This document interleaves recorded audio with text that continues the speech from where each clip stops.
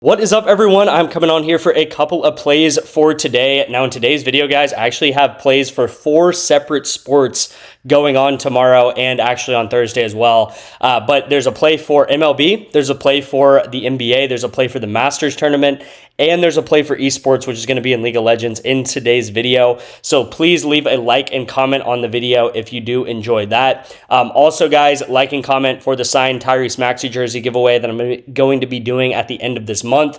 If you like and comment every single day, you'll get 1 additional raffle ticket to this entry. So by the end of the month, if you commented every single day, you would have, 25, 30 raffle tickets into this entry, and obviously have a much better shot of hitting and hitting like it's a play, but getting this giveaway right here, and hopefully you can be the lucky one to win this jersey. All right, so make sure you come on these videos and do that every day. Now, I am recording this on Tuesday night, and we have a lot of setups going on overnight, right? So this is a setup we have going on in the next couple of hours here. Again, these are games happening at like 3, 4, 5 a.m. So it's really we're just gonna have to, hopefully cross our fingers and wake up to some hits. Here's a play that I also have set up for tomorrow.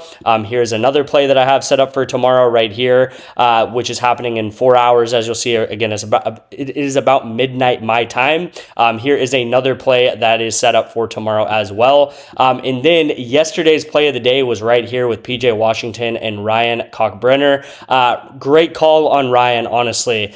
He played 14 minutes. If you guys listened to what I said yesterday, I thought that anywhere under 17 minutes, if he played 17 or less minutes, he was going to almost guarantee hit this play. And they do end up only play him 14 minutes.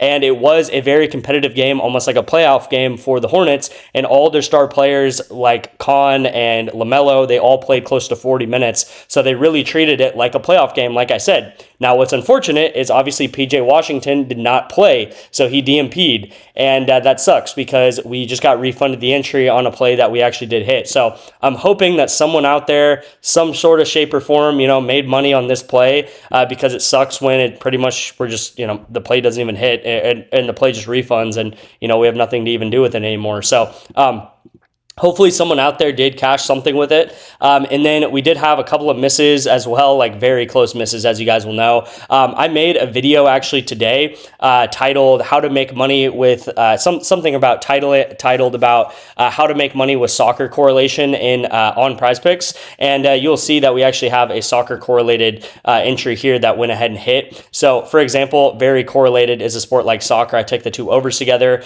Bayern Munich ended up playing a really good game. I actually caught the end of it, and Kimmich goes over and Ozile goes over as well, and they both kind of barely go over, not barely, but they both barely go over by about 4 to 8 pass attempts. And this is what you're going to see with soccer, guys. They're either going to go under, they're going to go over, or let's say Kimmich passed the ball like 150 times or something, which would be pretty unrealistic with such a good team like Real Madrid who they played. But let's just say he randomly passed the ball for 150 times. Well, what do you think is going to happen, guys? This guy's probably going to get like 70 or 80 passes, right? It's just like football, where if a quarterback gets like 500 yards, then his receiver's going to get like 200 yards. If a quarterback gets 100 yards and his receiver's going to get 20 yards, right? So that's very similar in soccer, and it's very possession-based. And that's true with a lot of these sports, right? With Counter-Strike, very correlated. We just missed this one here. Valorant, very correlated. League of Legends, obviously extremely correlated, but this one ends up going opposite correlation.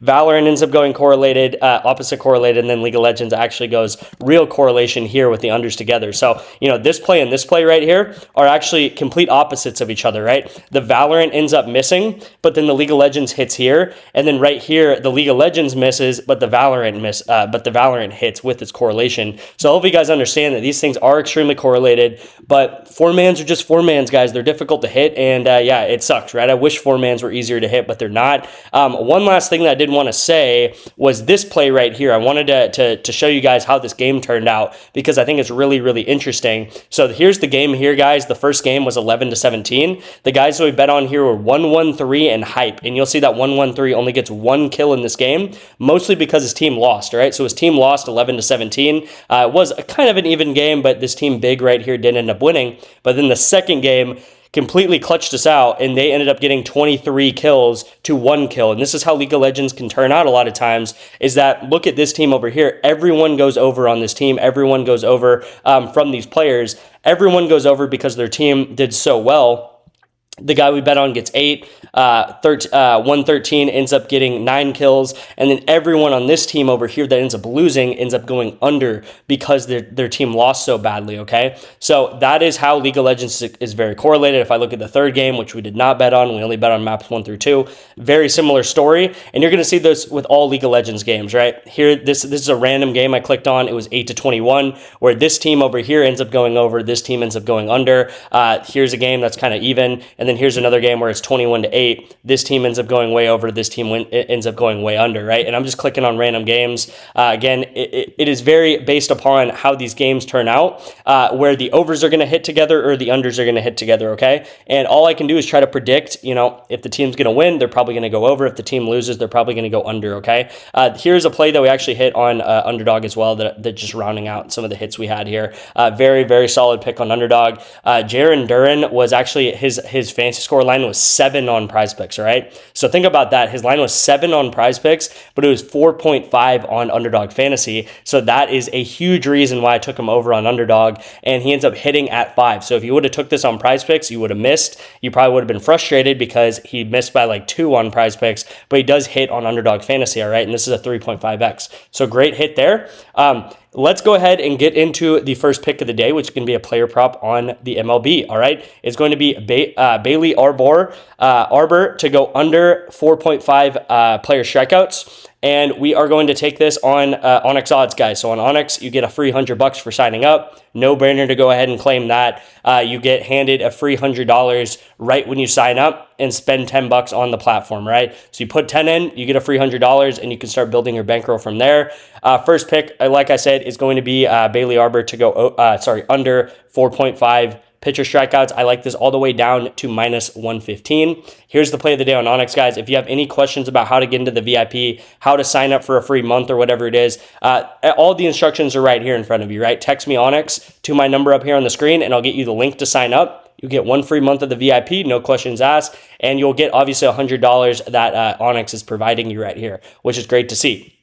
So before we get into the next pick, I do want to say Masters season is coming up. That's why we actually have a PGA play in today's video that I'm about to get to on PrizePicks, and I'm running a big Masters promotion. All right, guys. So this takes the code Masters right here takes my my VIP all the way down to it's Masters with an S, right? Takes my VIP all the way down to $37 for a month of VIP, and it takes the weekly down to, let's see what it takes the weekly down to. I actually do not know yet, but it takes the weekly down to about $15, all right? So if you want to get my VIP, this is 85% off. If you want to get it for a week for $15, code Masters. If you want to get it for under $40, about $37 at checkout for a month, you can use the same code Masters, right? And the hot link down below will be the first link in the pinned comment, and it'll take you to this site here where it'll actually already fill out my code Masters, and you can go ahead and check out whether you want the weekly or the monthly.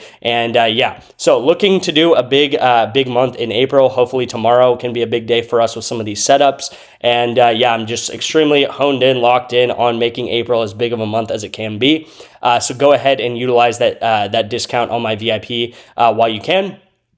And let's go ahead and get into the 3-man that I actually have laid out for you guys on PrizePicks, all right? So first pick of the day is going to be Sam Merrill to go over 12.5 points plus rebounds. Really, really solid pick here, guys. You'll see his last 10 games, his last 15 games. It all pretty much looks beautiful. We do have the Cavs, which are a team that are, I believe, fighting a little bit for playoff contention, even though they're a little bit more solid than a team like the Hornets. But, maybe they might have clinched, actually. But you do have Sam Merrill here. He's getting very, very steady minute range, which is nice to see. I with the NBA guys, if you have not noticed, I go a lot by the minutes. How many minutes are these guys getting on a nightly basis? So he gets about 28 minutes on the minimum, right? About 28 minutes to the low 30s, and you'll see some of these games he gets low 30 minutes or even high 20 minutes. He's getting 20, 23, 25 points plus rebounds, right? I'm not expecting him to get, any more than like maybe 3 rebounds in the game that he's playing against the Hawks. But I do think that he is going to be able to put up 12, 13 points in this game and maybe get a rebound or 2 on top of it. He's playing the 17th ranked defense, so kind of middle of the road defense. I think he's going to be able to perform. I think he's going to be able to hit some threes. And yeah, let's go ahead and take Sam Merrill as that first pick. Second pick is going to be Robert McIntyre to go over 3.5 birdies or better in the first round of the Masters, which is happening Thursday morning, obviously. And I don't have any data to show you guys with the last 5, last 10, because if you're using that information for golf, you're definitely doing it wrong. That, you know, what he did last week or whatever at the Valero Open does not matter because it's a completely different course, completely different tournament and everything like that. So we are going to take McIntyre to go over 3.5 birdies in the Master. I almost said in the game, but for the Masters, for the first round of the Masters, and we are going to hopefully get a lot of hits for the Masters. I'm gonna really hone in and try to get a lot of PGA for you guys out because it is going to be something that I'm going to be focusing on in the next couple of, in the foreseeable future. And I think it would be off to a really good start if we could get some hits for the Masters tournament, which is obviously the biggest tournament of the year for golf. All right. And then my favorite pick of the day, and actually, if you're on the VIP, you could maybe skip this play. And the main reason is, guys, because we already have a setup for it with the KD taco. I sent this out as a VIP exclusive for the third taco of the day with Hazel here. And it is just my favorite play of the day. All right. So I wanted to give a shout out to it and I wanted to add it to this video. I thought, why not? This play is happening at about 3 p.m., 2 to 3 p.m. Tomorrow. So, you know, if you're watching it before then, definitely get this play in and definitely sprinkle this play in while you can. I think this play is way too high for Hazel and I'm going to explain why. All right. So League of Legends, something I study very, very closely. And I actually want to go back to all the games, which is a win or a loss. And if you look over his past 10 games, his last 15 games, guys, he literally has not gone over this one time in his last 15 games, okay? But as I explained with some of these games when I'm clicking around here, League of Legends is very, very based on who is winning and who is losing.